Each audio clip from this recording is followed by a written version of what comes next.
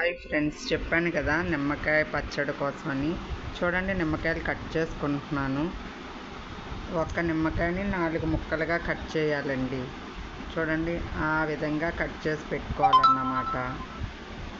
అలా కట్ చేసిన పీసులను చూడండి, మొత్తం నిమ్మకాయలన్నీ చూడండి, నిమ్మకాయలు ఇలా కట్ చేసుకున్నానండి. కట్ చేశాక ఇందులో ఒక బకెట్ తీసుకొని ఇందులో కొంచెం కల్లుప్పు వేసుకుంటున్నాను. చూడండి, ఉప్పు వేసాక ఈ నిమ్మకాయ ముక్కలు కూడా వేసుకుంటున్నానండి ఈ బకెట్లో.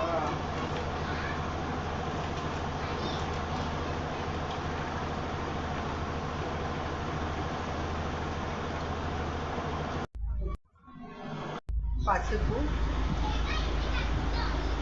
చూడండి ఫ్రెండ్స్, పసుపు వేసాను కదా, పసుపు వేసి బాగా కలిపేసి పసుపు, ఉప్పు, నిమ్మ ముక్క వీడియో కావాలంటే మన అకౌంట్లో లైక్ చేసి ఫాలో